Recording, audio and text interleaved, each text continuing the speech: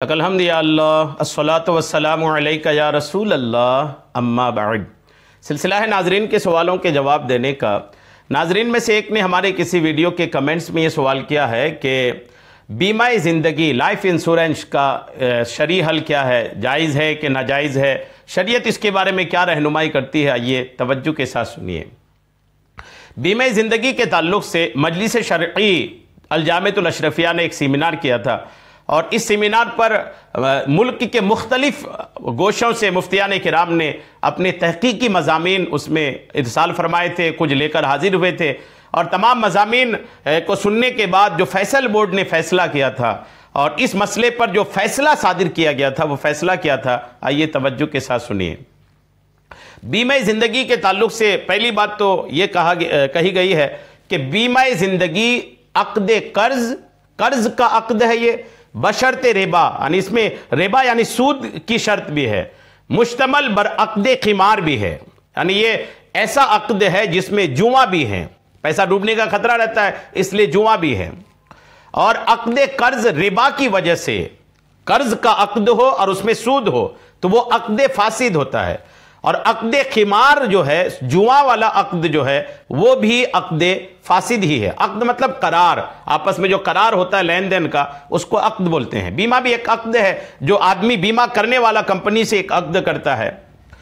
मौजूदा सूरत हाल में हुकूमत हिंद की लाइफ इंश्योरेंस कंपनी के साथ उक़ूद फासिदा बशर्ते नफ़े मुस्लिम मुबाह हैं, यानी उक़ूद फासिदा है ये, यानी क़िमार भी है और अक़्द कर्ज बशर्ते रिबा भी है। इन बातों की वजह से लाइफ इंश्योरेंस ये अक़्द फासिद ही है। लेकिन चूंकि मौजूदा सूरत हाल में हिंदुस्तानी हुकूमत के जो लाइफ इंश्योरेंस कंपनियां हैं उनके साथ अक़्द फासिद में भी अगर मुस्लिम का नफ़ा हो, नफ़े मुस्लिम हो तो वो मुबाह कहलाता है। लिहाजा लाइफ इंश्योरेंस जो है ये मुबाह है, लेकिन उसके में कुछ मजीद बातें अभी हैं, अब इसको आप तवज्जो से सुन लीजिए।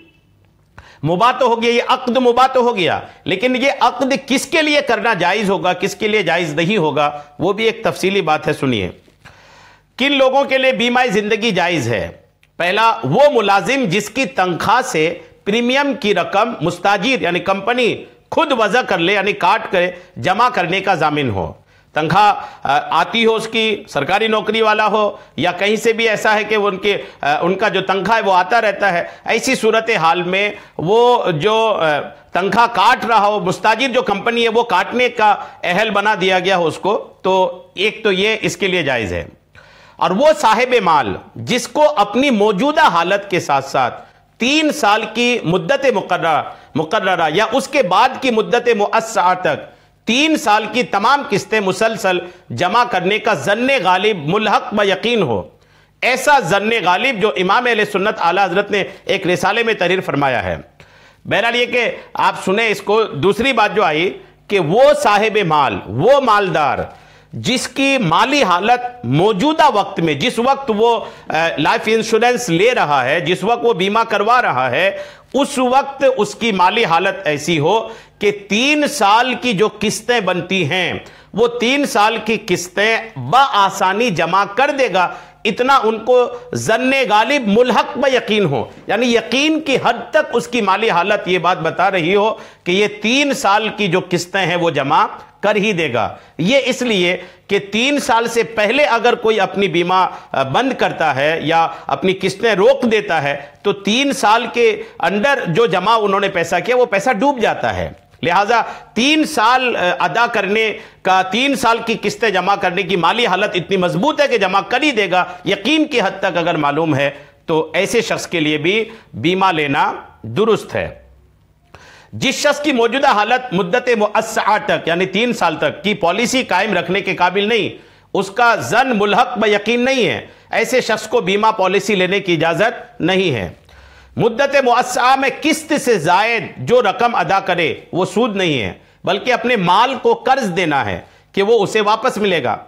ज़न्ने गालिब के साथ शुरू करने वाला अगर 3 साल से कबल अपनी कोताही से बगैर किसी शरई मजबूरी के अपनी पॉलिसी बंद करा दे तो गुनहगार है, और अगर किसी शरई मजबूरी मसलन गरीबी वगैरह की वजह से पॉलिसी बंद हो गई तो गुनहगार नहीं होगा।